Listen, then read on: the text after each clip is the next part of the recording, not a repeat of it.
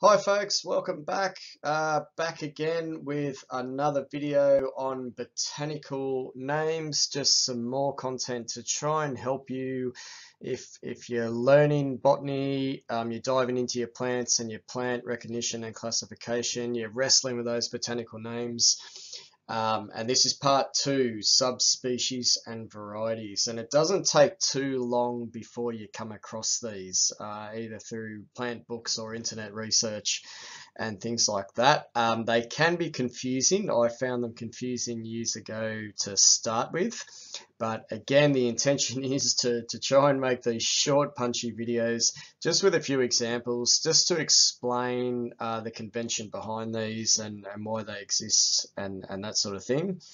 And I'm hoping again that it helps you out. So we're diving in subspecies and varieties.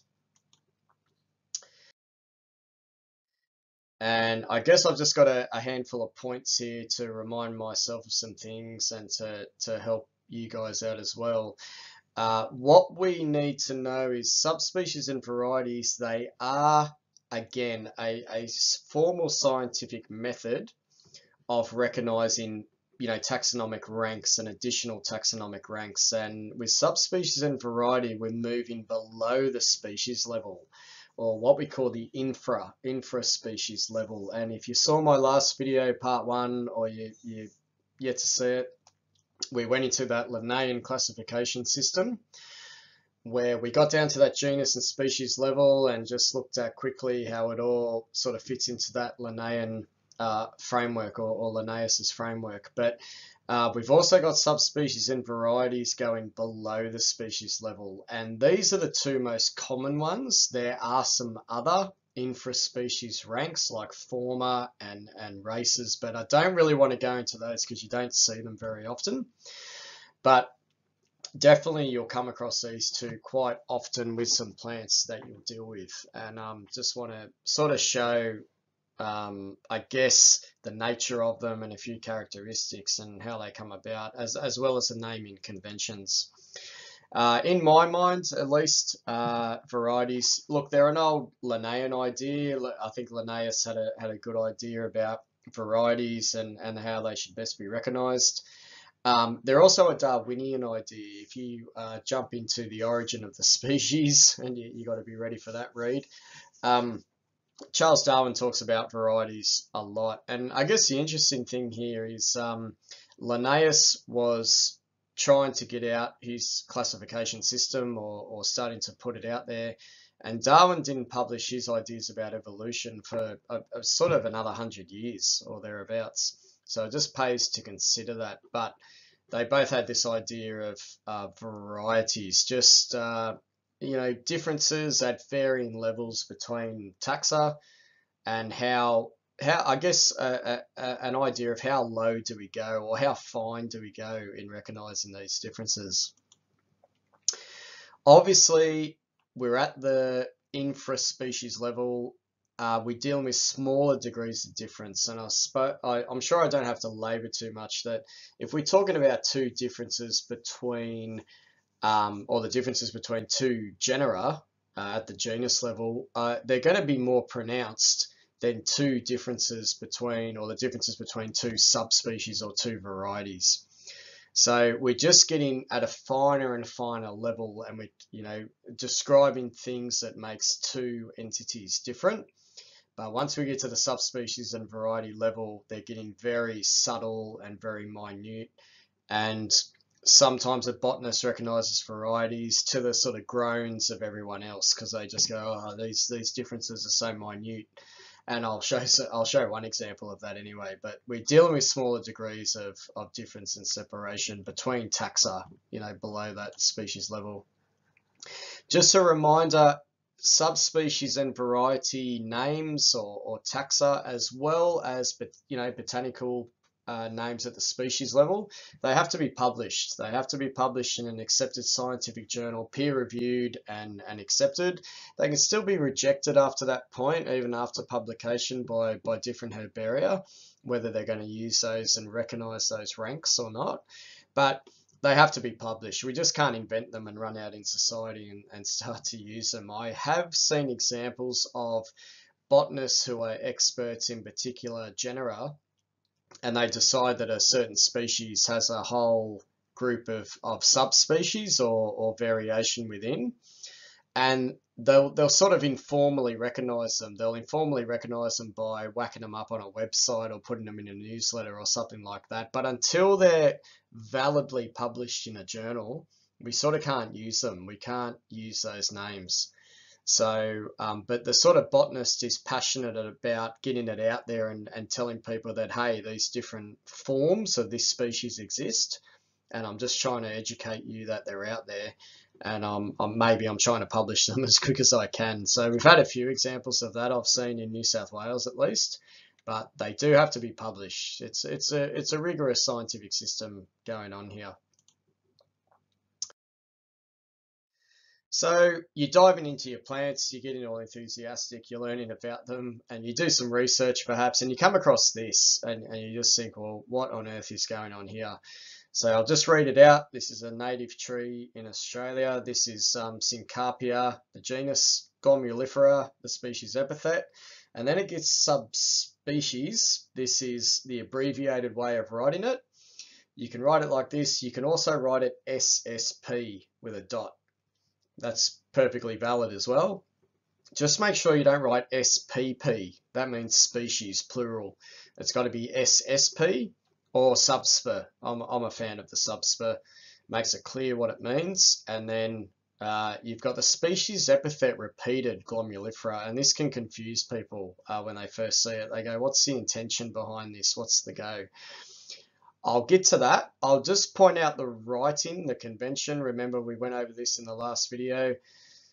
The genus, uppercase, first letter, italicized, species epithet, lowercase, all italicized. This doesn't change, but the subspecies bit, it does not get italicized. If you want to be 100% correct, if you want to write this and apply all the convention and be what we call a pedant, get it 100% right, don't italicize that part. That stays unitalicized. And you'll see this on websites and botanical publications and that sort of thing. And our species, the repeat of the species epithet gets italicized as well. So that's the convention there. So if I just look up Syncarpia glomulifera, we've got this beautiful website in New South Wales called PlantNet, or New South Wales Flora Online. This is where the formal descriptions of our plants or sort of the government authority, this is where they get published. These were in books, which were really expensive to buy years ago. Now it's on a website and it's all beautifully there for us to use. It's a fantastic thing. If I just zoom in on that bottom part of the page, there's two things here. This is a map of New South Wales, obviously. This is where specimens of Syncarpia glomulifera have been collected and databased on the herbarium database. And if they're supplied with really good latitude and longitude information and location information, they get databased and then you get these resulting dots on a map. So this is everywhere where Syncarpia glomulifera has been collected, or what we call the turpentine commonly. So it's got a big range, goes up into Queensland. It's mainly coastal and comes down here to about, Bateman's Bay on the coast. So if we're just looking at that species level, that's where that plant is known to occur. We can see here that two subspecies are recognised. And we've got a dichotomous key which tells us what the differences are or how we're meant to distinguish between the two. And it doesn't take you too long here to see that it hinges on the presence or absence of hairs on particular parts. And look, a lot of subspecies and varieties hinge on presence or absence of hairs. It's a really sort of strong feature for botanists to use because there might be a belief there that there's a genetic switch or difference in genes that are promoting the presence of hairs or responsible for the presence of hairs. So you'll come across this quite commonly when you're dealing with subspecies and varieties. So if we quickly look at it, we've got leaves and branchlets hairy versus leaves and branchlets glabrous. Glabrous is just a fancy botanical term for no hairs. And then there's a second thing here, fruit in Hypanthea remaining hairy, fruit in Hypanthea glabrescent. Glabrescent just means something starts off hairy and then as it ages it loses its hairs, a bit like a balding male, I guess. The Hypanthea, that's just a bowl-like structure that supports the flower, and it stays there as the flower develops into a fruit, and it supports the fruit. It's just a special structure this plant has. So it's all about whether these parts are hairy or whether they're hairless, and that is what makes you decide which subspecies you have. If we just look at these subspecies in a bit more detail, this is Syncarpia glomulifera subspecies glabra. This is the hairless one. Glabra means without hairs, basically.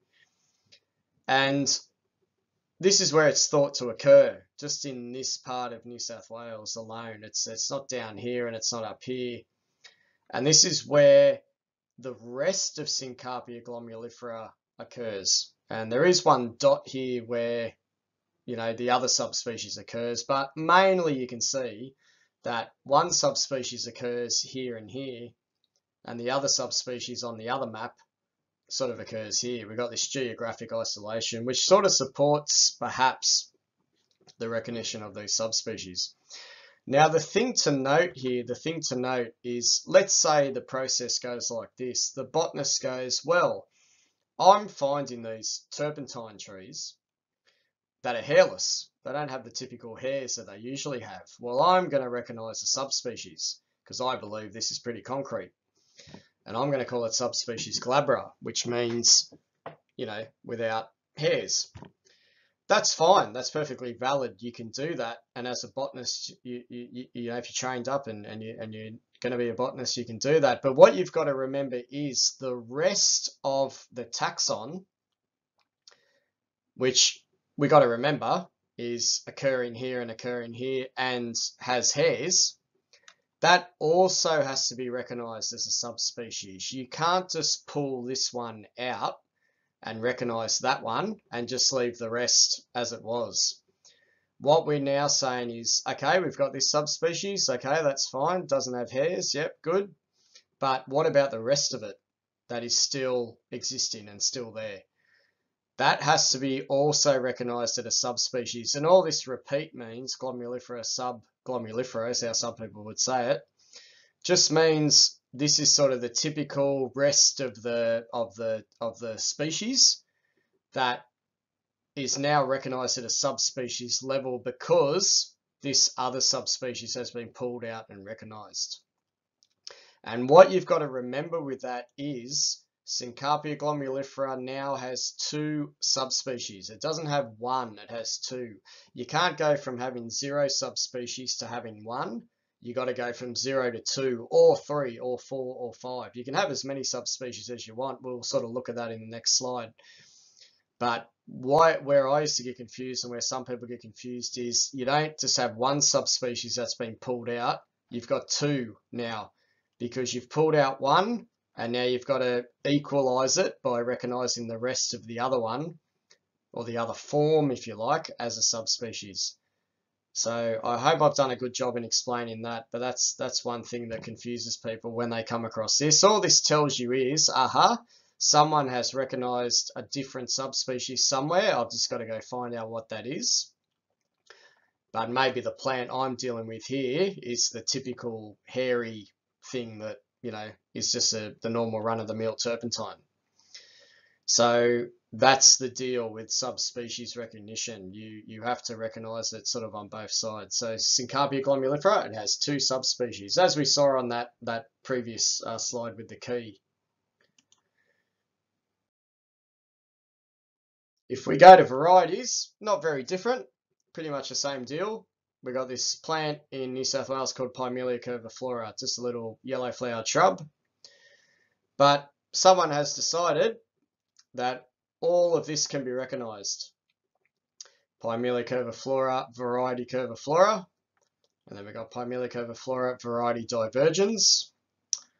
Var acuta, if you want to be short speeched about it, Var subglabrata, Var gracilis, and var sericea. That has all been recognised within Pyomelia curviflora at that subspecies level. Now, if you come across a plant where this sort of thing is going on, we've got a term for it. It's just telling you there's a lot of variety and a lot of, well, repeating that, variation in the morphology of the species. And we call that a species complex. That might be a new thing that you want to put in your vocabulary. Just when a species is there, it's very morphologically different from place to place. It causes a lot of confusion. It's got some places it's got fat leaves, it's got short leaves, it's got long leaves, it's got different coloured flowers, it's got a lot of hairs. In some places it has no hairs. It's highly variable, and that's what we call a species complex. And normally they require more botanical research to get to the bottom of them. They're a bit of a mystery, and that drives a lot of botanical research. So Pyomelia curviflora, var curviflora, just note how that's written.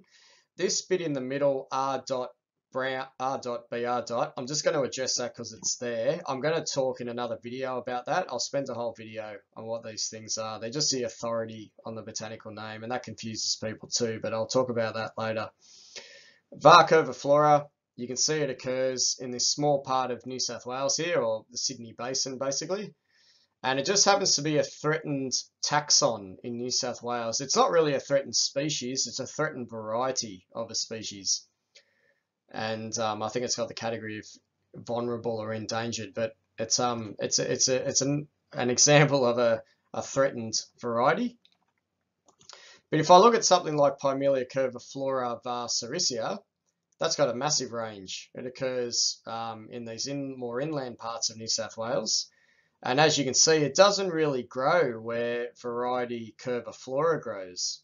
So again, it provides a little bit of justification and evidence that the ones that grow here, curviflora, var curviflora, are probably different to var sericea, maybe genetically or maybe morphologically, maybe both. And that's what the botanists are sort of trying to get to the bottom of. I just throw that in again. Pyomelia curviflora has how many recognised varieties? I'll give you 5 seconds. Dun, dun, dun, dun. And you should have said 6. It has 6, and I'm sure you said that. But in my early days, I would say 5. I kept going 5. It's got 5 varieties because it's got these ones here.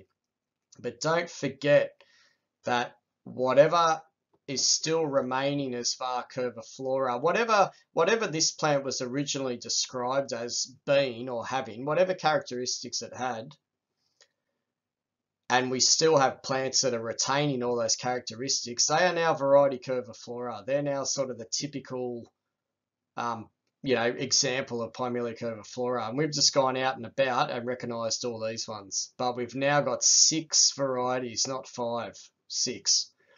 Just a little thing there that you might have struggled with, perhaps. But it took me a while to get my head around that for some reason. What are we going on to? Subspecies versus varieties. Yeah, look, I'm not an expert on this at all, and I can just tell you what I've sort of come across, and please go and do your own research. It's getting into taxonomic theory, and it gets a bit convoluted. Subspecies, they're usually geographically and genetically distinct from each other. So if we're going to go out there and recognise subspecies and think back to our Syncarpia glomulifera example, we've got some geographic isolation of either the 2 or more subspecies, and that can lend weight to they're probably genetically distinct. Maybe they're not interbreeding. As we go through evolutionary time, they're becoming 2 sort of separate entities. And I've been told by botanists that subspecies are a bit more scientifically rigorous. If you're going to break a plant species up into subspecies or into taxa, then try and do it at the subspecies level, or try and have enough evidence there to break them up. I got told that varieties are a bit weak and a bit wishy-washy, even though I'm pretty sure that botanists around the world still publish, taxa as varieties. So at least we can get a bit more information on them and know about them and where they occur. But that's what I've been taught. Varieties are sometimes geographically isolated from each other, but not always, not all the time, and I'll show that in the next bit. Varieties may not be genetically different. They're likely interbreeding and they've got enough similarity there that they're, again, we're at that minute difference. Whether they have hairs or don't have hairs probably doesn't stop them interbreeding. That's where, large scale research or intensive research comes into it to try and answer all these questions. And I got taught varieties are considered a bit old school. Again, they're an idea from Linnaeus and Charles Darwin. They don't have a lot of scientific rigor behind them. The idea these days is to go to that subspecies level, which has a bit more scientific rigor. That's sort of the difference between the two, but otherwise they're a bit of a subjective idea for how one taxon is different to another. It's about the best I can do there, and you can go and do some research. So just two examples here. If we look at Pimelia curviflora var sericea and Pimelia curviflora var gracilis and the map of New South Wales, you can see they grow in the same spot. If we take this area, which is what we call the southern tablelands of New South Wales, there's a lot of overlap there, what we call geographic overlap. It could even be you go for a bushwalk in, a place like that, and you find them both growing together, and then you got to think that they're receiving the same pollinators, and they're being, they're interbreeding, and they're probably producing seedlings that are sort of intermediates between the two varieties. So it's very interesting when you have geographic overlap like that and you want to recognize varieties. And it's possibly why you'd recognize varieties and not recognize subspecies, because again, I think the botanists like to see that subspecies are geographically isolated from each other to support, to give more weight behind the idea. So just again, if you see something like this, it's a species complex. A lot of the time, more studies required. More studies required to either decide, are these things really different? Are they genetically different? We've got DNA testing these days. Maybe they should all just be lumped back into Pimelia curviflora and we forget about worrying about these things. Remember that this one is considered to be threatened with extinction. And what normally happens with these, they make excellent projects for PhD students and honours students and master's students. If you go in and do a PhD in botany, this is something you might get into. They'll give you a species complex to sort out. And, just provides a lot of meat for research, I guess. Two very good websites here. I'm sure you know about Wikipedia, but that had a very good take on it, I thought. And this ZME Science, that was a great, really good website on describing this stuff. Was good. So I invite you and encourage you to go, do some additional research. And the next talk I have is going to be on cultivars, cultivated varieties. So we're moving into man-made abominations, forms of plants that are manipulated to be new, and generally applies to gardening and horticulture. But I'll explain those as well, because you'll come across those a lot and the convention behind those. Thanks for watching. I hope it's helped you. There's my email there. Please post questions in the comment box or any feedback you might have as well. I'm happy to have further discussions. Thanks guys, happy botanizing.